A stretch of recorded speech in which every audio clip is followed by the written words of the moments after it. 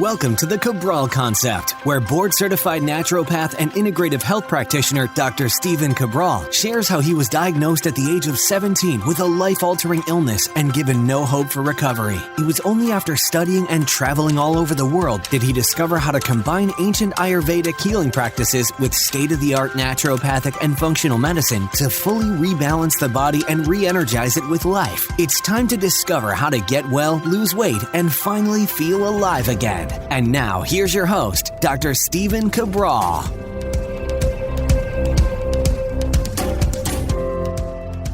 Hi, everyone, and welcome back to the show. Great to have you here today on this part 2 of our weekend Cabral House Calls. Yesterday, we got to, I think, about 8 questions. Hopefully, you were able to tune into that. That was episode 1576, StephenCabral.com/1576. We talked about indoor upright cycling bikes and my recommendations there. We talked about candida overgrowth and severe dandruff. We talked about SIBO, small intestinal bacterial overgrowth. We talked about allergy testing, a little bit of sublingual drops there. Also talked about retroviruses in children, what to do about that. What else? We went over parasite cleanses.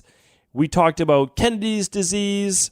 Also looking at daily facial cleansing routines as well as proper breathing-based techniques in order to be able to kind of relax on the inhale and relax even more on that exhale. So a lot of great questions came in from the community yesterday. Hopefully you were able to join us there. Again, each and every weekend we are answering our community's questions on the house calls, the weekend house calls, and that allows me to do my best to answer somewhere between 5 and 10 questions each day, about 15 questions or so for the weekend. And as I always say, if you need same-day help, please do email support@equilibriumnutrition.com for all customer service-based orders and questions.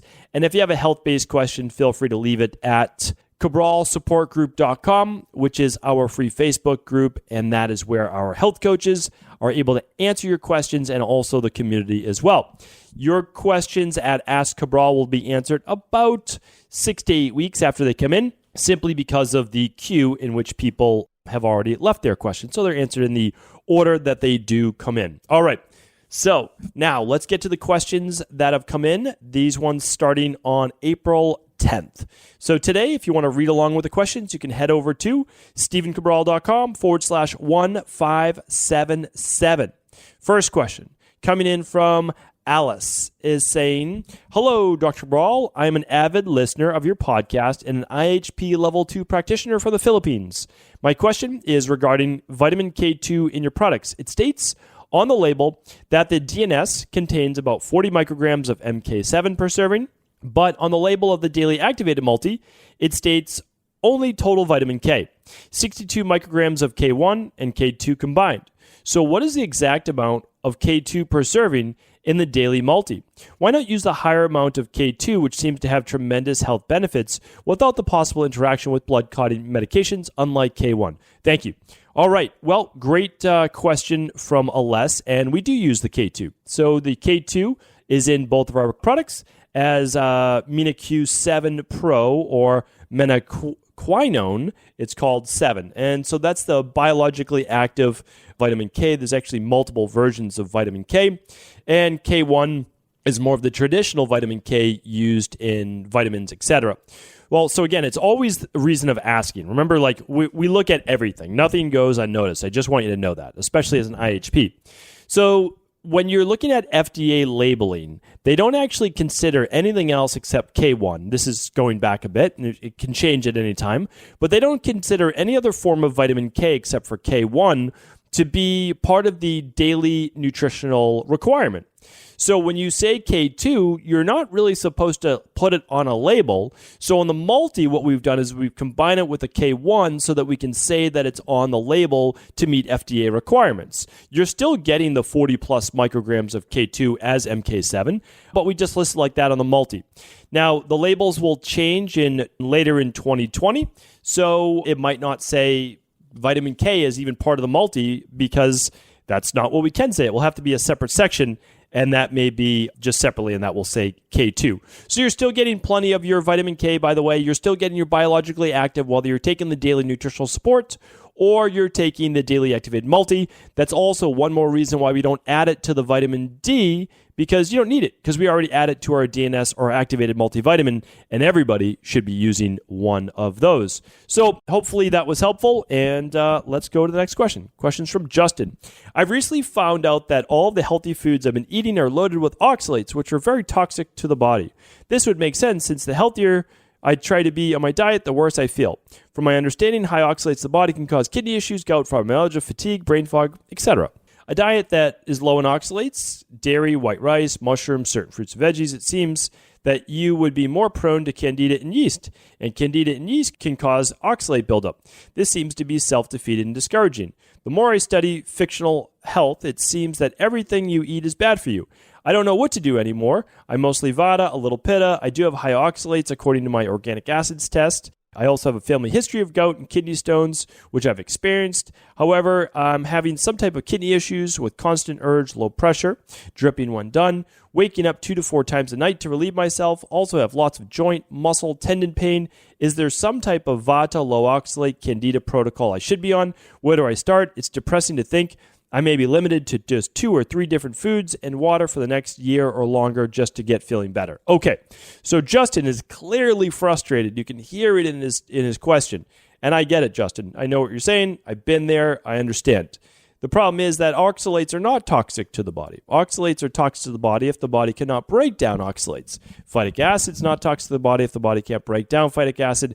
Histamines are toxic to the body if the body can break down histamines, right? So it's all about whether your body can deal with them or not. Certainly, lectins are not toxic to the body if the body can break down lectins. So it's not really about all of these different things that you've been told to fear, right? There's all sorts of books and this and that by really one-sided versions of how this looks. And really, they're nice marketing books, and they get you on a little hook, and then they get you to take their specific probiotic or whatever it might be. But the truth is, there's always a foundational level. So when your body's not dealing well with a particular, let's say, plant-based issue such as oxalates, and again, not just from that, but let's say it is from that, well, what happens is we always have to work at the foundation, right? So we have to work to the foundation. So the first thing that we need to do is fix your candida overgrowth or bacterial overgrowth, as well as any type of increased intestinal permeability. So that's where we have to start, because we have to allow the body to not have all of these things be so aggravating to your immune system, which is basically mostly exacerbated by your gut. So the other part is that if you listen to my show on high oxalates, you'll know that there is a way out, and it is by what I'm telling you to work on the gut, but it's also by using magnesium, using B vitamins, making sure that you're eliminating this to the best of your ability. So what I would do, Justin, is I would go back and really listen to those shows on oxalates and how they can be dealt with, and then also looking at all of the different things that you can do for flushing the kidneys as well. Thank you for writing in, and I know you will find your answer. All right, Ranessa is up. Hello, Dr. Ball. I'm a big fan, a longtime listener of your podcast. I had a question I was hoping you could answer, either via email or on one of your podcast episodes. It's about the Gardasil injection for women. How do you know much about this? What is your opinion? Have you heard about the side effects? So I've heard a lot about the side effects, so I feel skeptical, but feel pressured by doctors to get it. I'm currently 25 years of age. Thank you. Would love to hear your thoughts. Sure. And I mean, anything that's affecting anyone in my practice health, then it's something that I look into. Gardasil, I believe that's the correct pronunciation. So first, let's talk about what it is. So basically, it's a vaccine for HPV, which is human papilloma virus.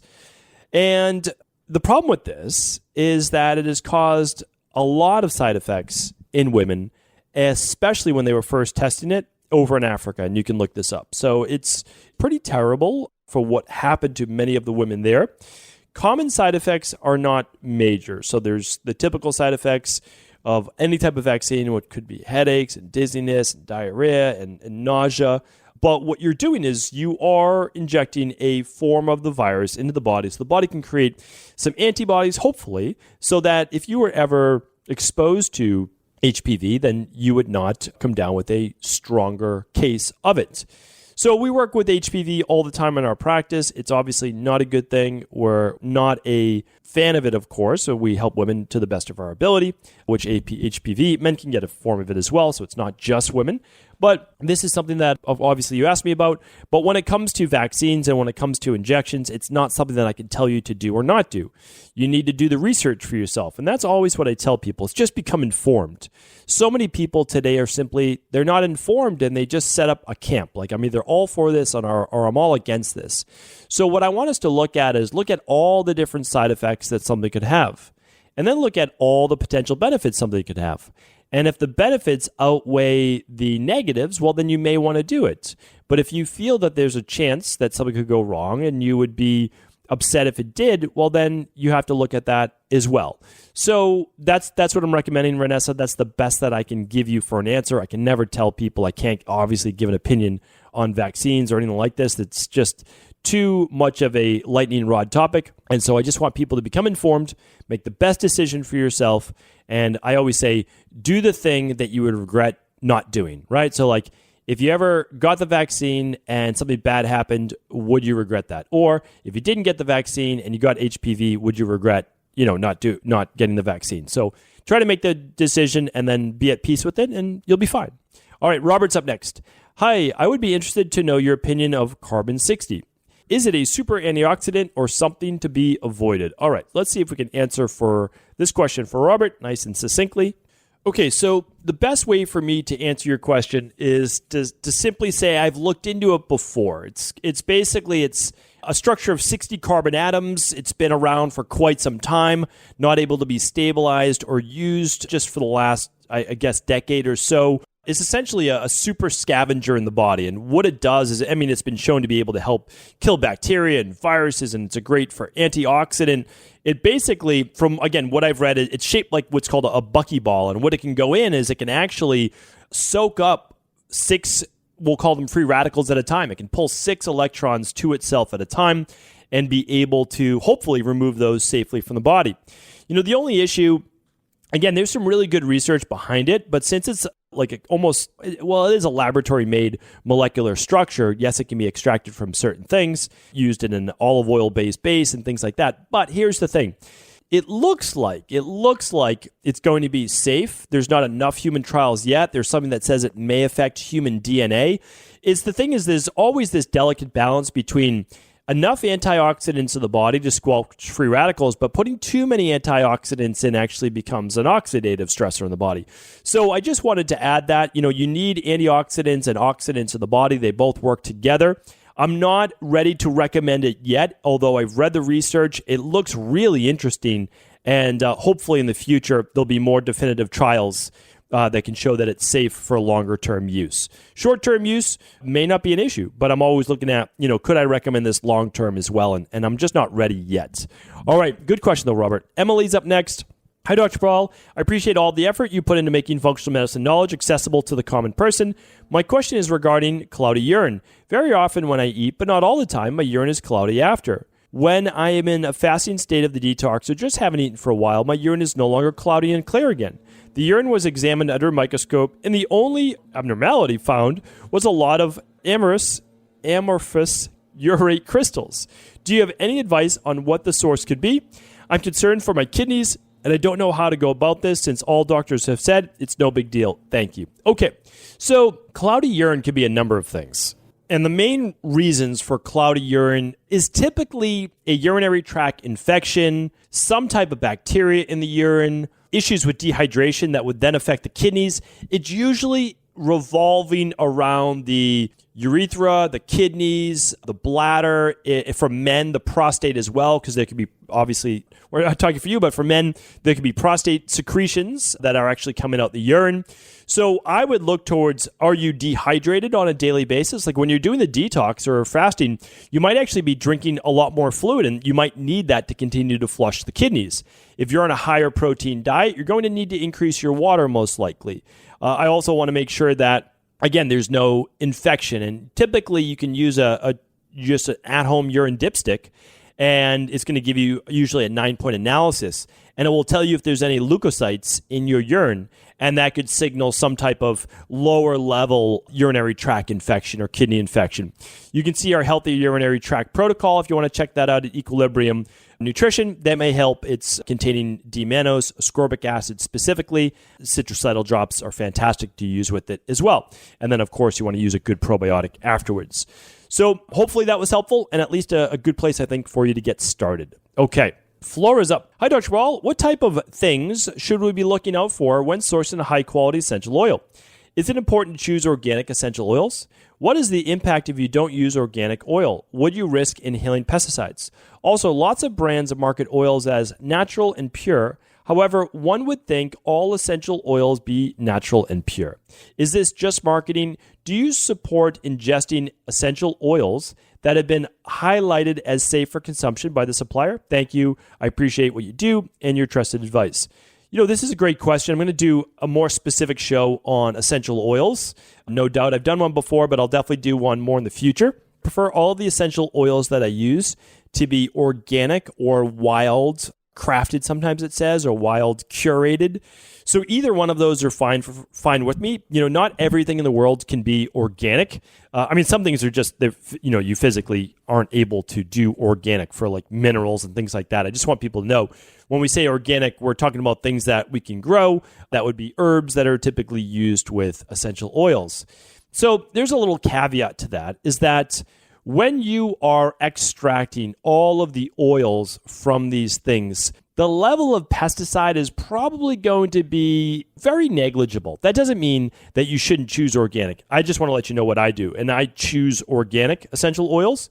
I choose wild if I'm able to for an extract, not just for essential oils that I'll be diffusing in the air, but also for extract. So I'm going with a really good quality brand that I can get as organic. Natural does not mean necessarily anything. It doesn't mean bad. It doesn't mean good. There's not a lot of labeling and laws around that. Natural typically means it is extracted from food. Like we have some natural flavors in some of our things. It doesn't mean that they're bad for you, certainly, but what they are is they're actually extracts. Like, for example, one might be in the crisp apple, let's say.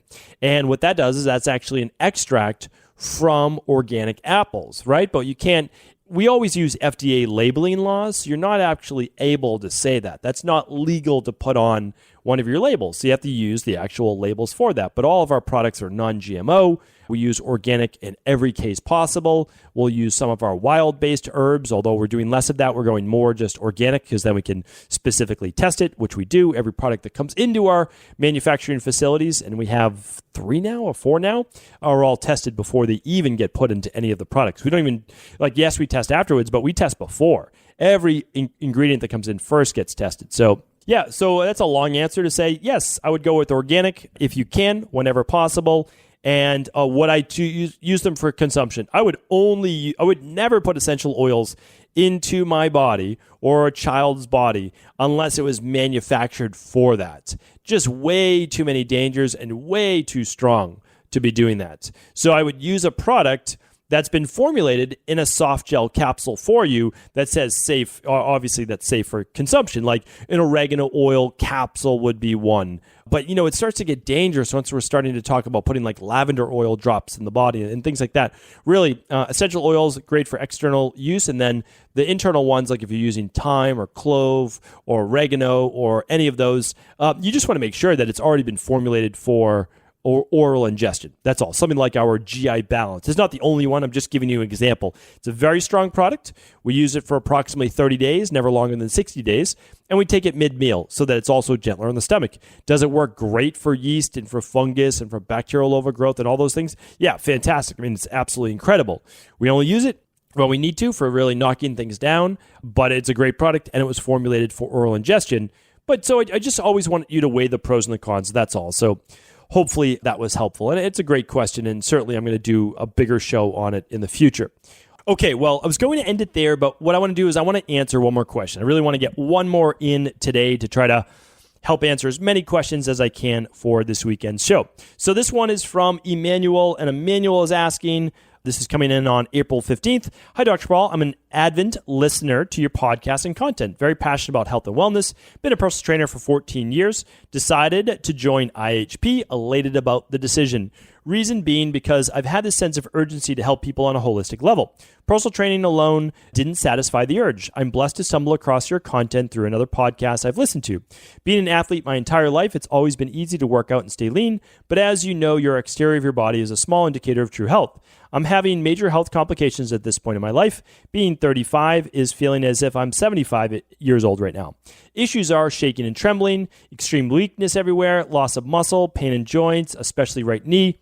Grip is really bad in the morning, horrible balance, walking down the stairs is nearly impossible, can't squat down or run. You mentioned your Facebook Live video for IHP group yesterday that some of my symptoms are possible electrolyte deficiencies, but I wouldn't know unless I test.